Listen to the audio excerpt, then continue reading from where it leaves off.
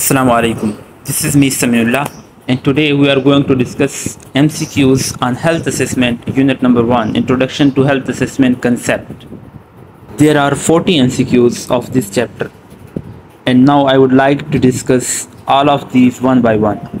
So the first one is, which is a disorder or bad functioning? इनमें से कौन सा disorder है या bad functioning है? Bad functioning mean male function of mind or body. Body या mind दोनों का किसी एक में से भी मतलब अगर मेल फंक्शनिंग है, डिसफंक्शनिंग है, तो उसे हम बेड फंक्शन कहते हैं. Which leads to departure of the good health, जो लीड करती है गुड हेल्थ से मतलब डिपार्ट कर देती है हमें. तो इनमें से इन ऑप्शन में से सी ऑप्शन है, डिजीज इज़ अ डिसऑर्डर और bad functioning which leads to departure of good health. फिर है which of the following is not dimension of health. अब हेल्थ की हमने डेफिनेशन देखी थी जिसमें हमने कहा था WHO की तरफ से जो डेफिनेशन थी जिसमें फिज़िकल, सोशल, मेंटल, इन तीनों डायमेंशन से हमने देखा था कि ज़रूरी है हेल्थ में इन तीनों का हेल्दी होना. और न्यूट्रिशन का हमने जिक्र नहीं किया था. तो इनमें से कौन सा डायमेंशन नहीं है? Nutritional is not dimension of health.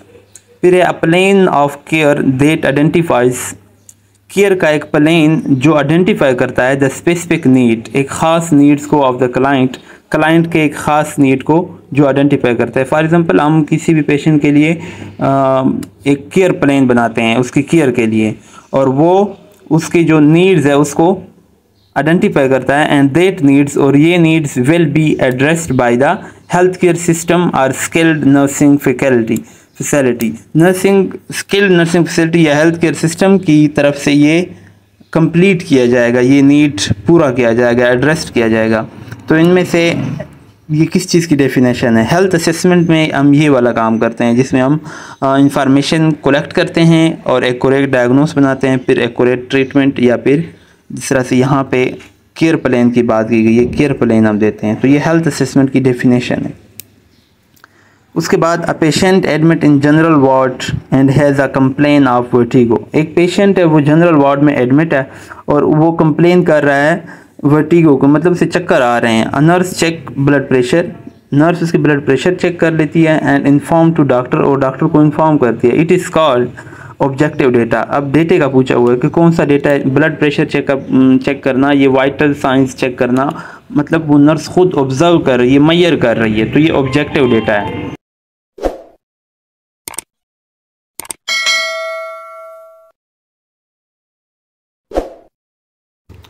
उसके बाद है assessment technique in which critical observation of the client done without touching by nurse और हेल्थ केयर प्रोवाइडर.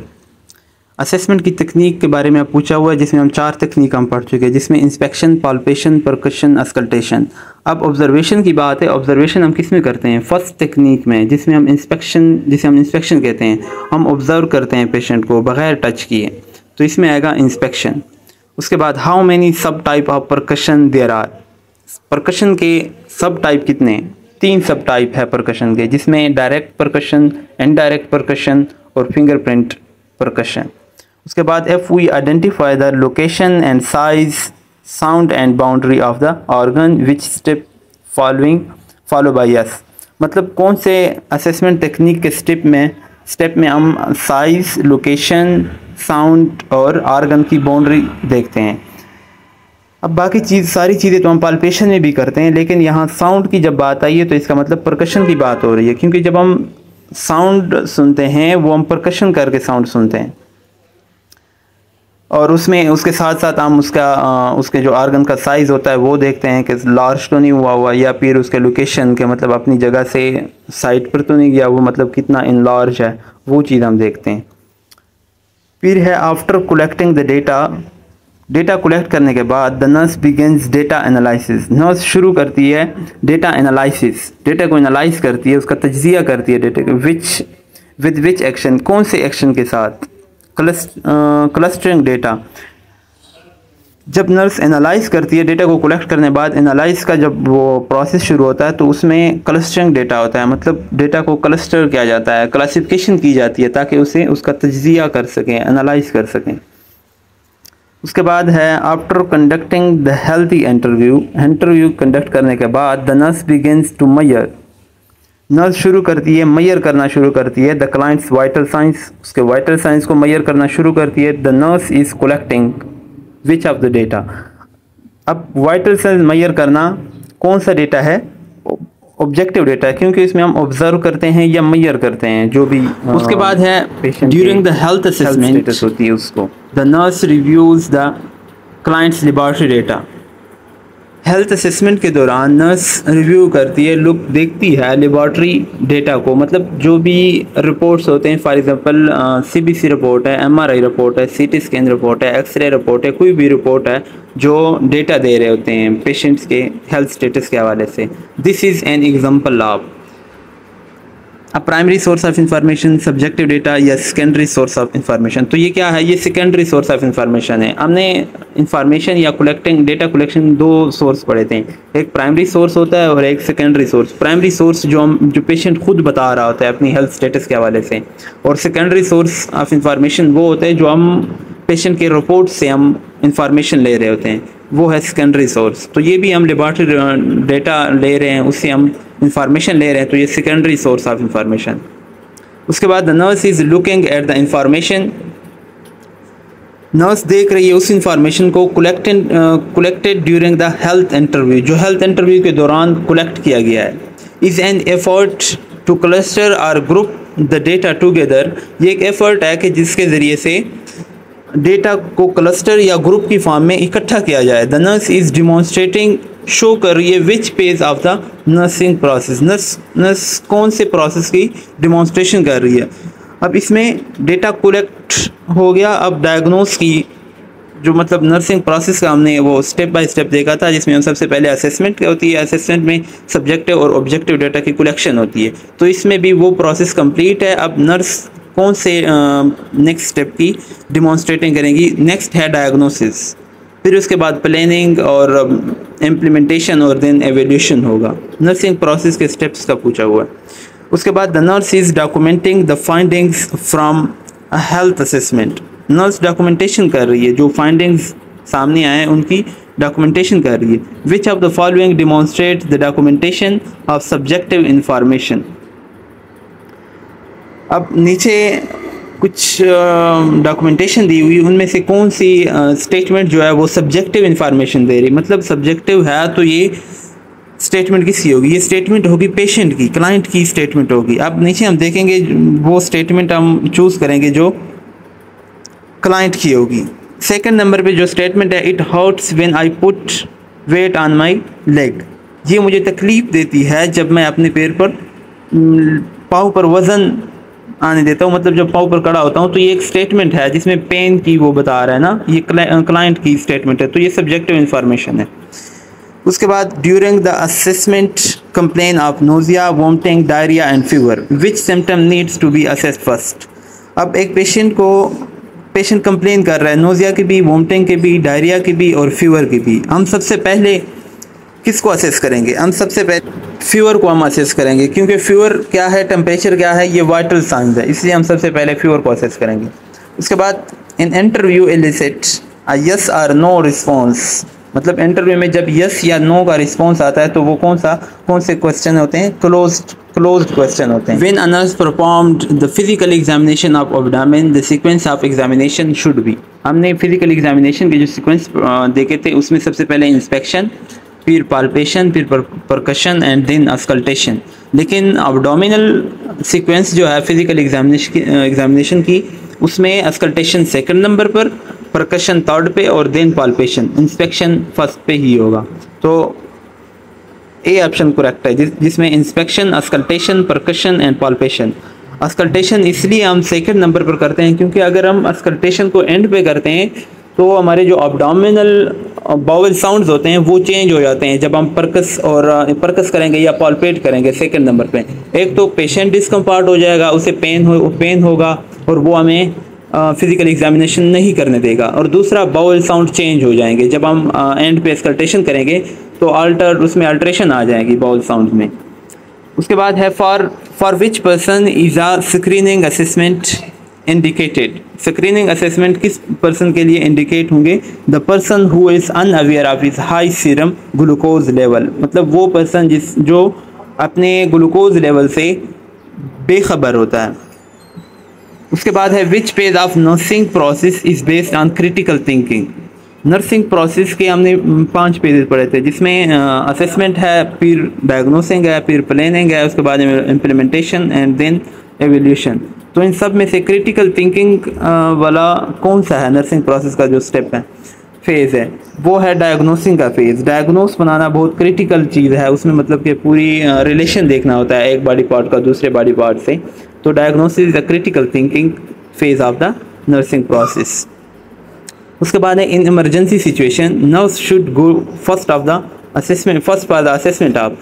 जब इमरजेंसी की कोई भी कंडीशन होती है तो नर्स को सबसे पहले किस चीज़ की असेसमेंट करनी चाहिए? सबसे पहले ईयर वे देखना चाहिए कि आया उसे सांस की जो नाली है, सांस आ रहा है या नहीं। क्योंकि अगर सांस नहीं आ रहा तो क्रिटिकल चीज़ है, पेशेंट लाइफ थ्रेटनिंग की तरफ जा सकता है, मतलब उसे मौत की तरफ जा सकता है। इसलिए सबसे पहले इमरजेंसी में हम ईयर वे देखते हैं कि ईयर वे सही है या नहीं है। उसके बाद PIE nursing based charting, PIE stand पर PIE प्रॉब्लम इंटरवेंशन एंड। उसके बाद assessments can be done with in initial assessment, मतलब वो कौन सी असेसमेंट है जो इनिशियल असेसमेंट के साथ या उसके बाद डन की जाती है। दे आइडेंटिफाई न्यू और ओवरलुक्ड प्रॉब्लम्स, ये आइडेंटिफाई करते हैं न्यू या फिर ओवरलुक्ड जो नज़रअंदाज की गई प्रॉब्लम्स थी उनको आइडेंटिफाई करते हैं। And they are important because they can flag existing problems. तो ये फोकस्ड प्रॉब्लम है जिसमें हम एक स्पेसिफिक डिजीज़ पर हम फोकस कर रहे होते हैं। Which part of the SOAP so progress note is the following statement patient states. Patient की स्टेटमेंट है डोंट बॉदर मी, मुझे परेशान मत करें। तो इसमें पेशेंट की जो स्टेटमेंट हमने पहले भी देखा कि वो सब्जेक्टिव डेटा होता है, ठीक है। तो ये पेशेंट बता रहा है, पेशेंट की स्टेटमेंट है, तो ये सब्जेक्टिव है। उसके बाद what does focus charting DAR include, ये पहले भी हमने पढ़ा था जब हमने पहले लेक्चर दिया था उसमें। Which does focus charting DAR stand for include, मतलब DR में कौन कौन सी चीज़ें है? D से डेटा, A से एक्शन एंड R से रिस्पॉन्स। तो इसमें ऑल ऑफ दीज आएगा। This allows for better communication of data to resolve the patient's problem collaboratively. Patient problem collaboratively resolve करने के लिए हमने 2 तरीके पढ़े थे, उसके अप्रोचेस पढ़े थे, POMR और SOMR। POMR था हमारा प्रॉब्लम ओरिएंटेड मेडिकल रिकॉर्ड। तो इसमें पेशेंट प्रॉब्लम कोलाबरेटिवली रिजॉल्व की बात हो रही ना, तो इसमें हम POMR problem oriented medical record correct option है। उसके बाद nurses use physical assessment scale 2।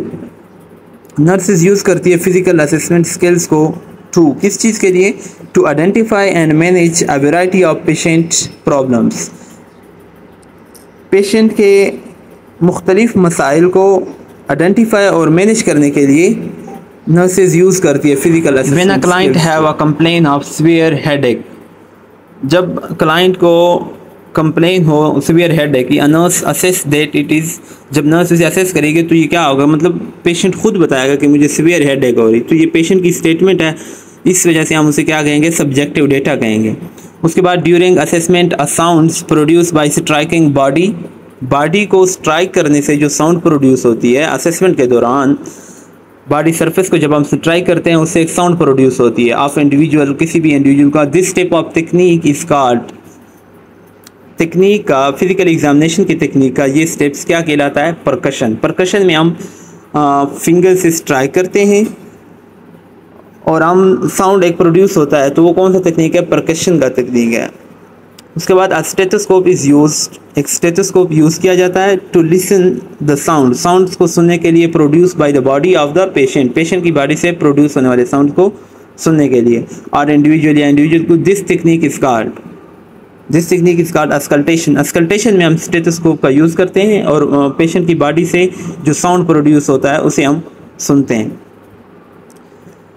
उसके बाद है which client have a complain of congested chest and sounds are audible without stethoscope. अगर हम स्टेथोस्कोप के बगैर हम साउंड सुन रहे हैं तो वो डायरेक्ट अस्कल्टेशन है, मतलब उसमें हम अस्कल्टेशन तो है लेकिन उसमें स्टेथोस्कोप का यूज़ नहीं कर रहे हैं, डायरेक्ट हम कान लगा के उसकी साउंड सुन सकते हैं।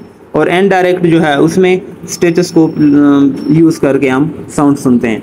उसके बाद the interviews requires less time and are very effective for obtaining factual data with specific question and are controlled by the nurse.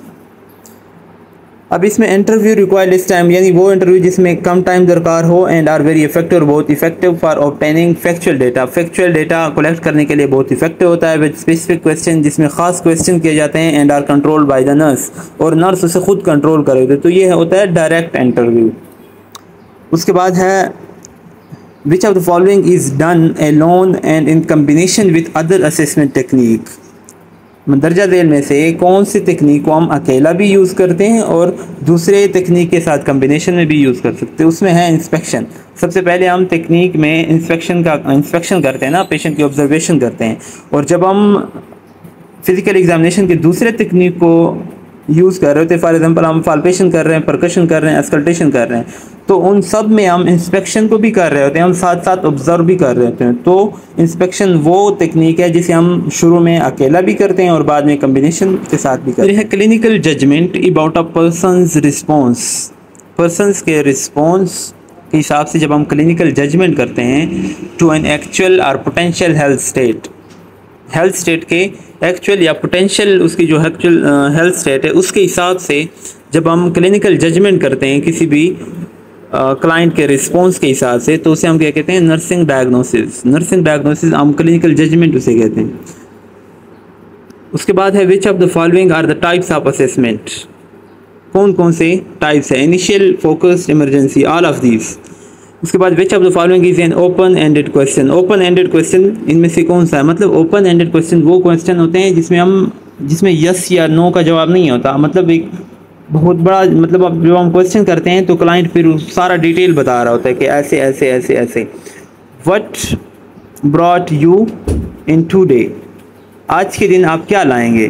तो ये एक ओपन एंडेड क्वेश्चन है जिसमें यस या नो का जवाब नहीं है, मतलब एक डिटेल्ड जवाब होता है इसमें। उसके बाद when discussing the nursing process with a group of student, जब नर्सिंग प्रोसेस को हम एक स्टूडेंट के ग्रुप के साथ डिस्कस कर रहे होते हैं, which of the following statement describe it is ongoing and continuous. तो ये कौन सा है, it is ongoing and continuous, health assessment की टाइप्स। और उसके बाद when performing the steps of assessment phase of the nursing process, जब हम परफॉर्म कर रहे होते हैं नर्सिंग प्रोसेस के पहले स्टेप को, पहले फेज को, जिसे हम असेसमेंट कहते हैं, which of the following would the nurse do first. जब नर्स असेसमेंट कर रही होती है तो उसमें सबसे पहले क्या करना है, कलेक्टिंग सब्जेक्टिव डेटा। मतलब जब हम नर्सिंग प्रोसेस के पहले स्टेप असेसमेंट की बात करते हैं तो उसमें सबसे पहले हम सब्जेक्टिव डेटा लेते हैं, पेशेंट से हम पूछते हैं, वो जो पेशेंट की स्टेटमेंट होती है वो सब्जेक्टिव डेटा, उसके बाद हम फिर ऑब्जेक्टिव डेटा लेते हैं और देन डेटा को वैलिडेट करते हैं। Which of the following client situation would the nurse interpret as requiring an emergency assessment.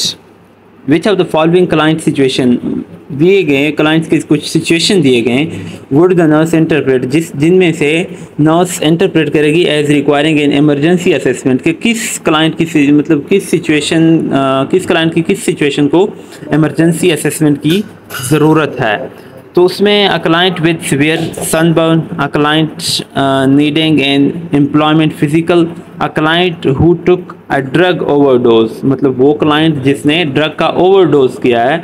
तो वो क्लाइंट, क्योंकि उसमें पेशेंट एलर्जिक हो जाता है, उस ओवरडोज की वजह से उसे एलर्जी हो जाती है और हाइपर सेंसिटिविटी हो जाती है, जिसमें हमने पढ़ा था कि वो एनाफिलैक्टिक शॉक में जा सकता है, या उसके लंग्स पे इफेक्ट पड़ सकता है, उसकी ईयर वे एम्पेयर्ड हो सकती है। इसलिए जब एयर वे इफेक्ट हो रही है तो इट्स मीन दैट के उसे इमरजेंसी असेसमेंट की ज़रूरत है। उसके बाद the nurse is collecting data from a client, which of the following best reflects objective data. Objective data किससे रिलेट करता है, अपीयरेंस से। जाहिर सी बात है, ऑब्जेक्टिव डेटा में हम ऑब्जर्व कर रहे होते हैं तो वो अपीयरेंस से रिलेट करता है, उसकी शक्ल सूरत, उसकी ओवरऑल जो अपीयरेंस है बॉडी की।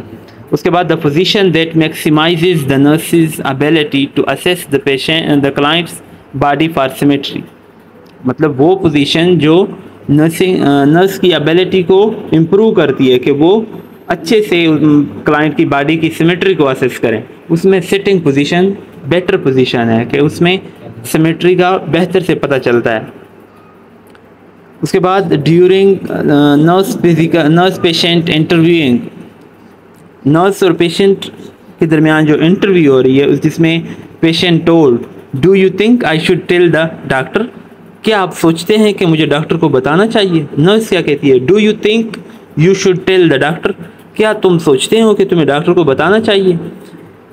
मतलब उसमें रिफ्लेक्ट हो रहा है, उसे रिफ्लेक्ट कर रहा है। Which therapeutic technique is used by the nurse, nurse कौन से थेरेपेटिक टेक्निक को यूज़ कर रही है, रिफ्लेक्टिंग को। उसके बाद all of the following are non therapeutic technique except one, asking two question at one time, ये नॉन थेरेपेटिक है। अब थेरेपेटिक क्या है, जिसमें हम ट्रीटमेंट दे रहे होते हैं, मतलब हमारा पर्पस ट्रीटमेंट का होता है। तो अगर हम 2 क्वेश्चन एक ही दफ़ा पूछ रहे हैं तो वो क्या है, नॉन थेरेपेटिक है। ऑफरिंग फॉल्स रीअश्योरेंस, ये भी नॉन थेरेपेटिक है। आस्किंग लीडिंग और बायस्ड क्वेश्चन, ये भी नॉन थेरेपेटिक है। और एंड पे जो है वो asking open ended question first, जो ओपन एंडेड क्वेश्चन है वो हम इंटरव्यू में सबसे पहले करेंगे। तो ये है नॉन थेरेपेटिक टेक्निक, मतलब ये नॉन थेरेपेटिक टेक्निक नहीं है, इसमें ये थेरेपेटिक है। इसमें पेशेंट जब हम ओपन एंडेड क्वेश्चन शुरू में कर लेंगे तो पेशेंट डिटेल से हमें बताएगा कि ये मुझे ऐसे हुआ था, फिर ऐसे हुआ, फिर मैंने ये मेडिकेशन ली, मतलब टोटल वो हेल्थ हिस्ट्री जो हम एक क्वेश्चन ऐसा करेंगे ओपन एंडेड कि उसमें सारा डिटेल वो बता देगा।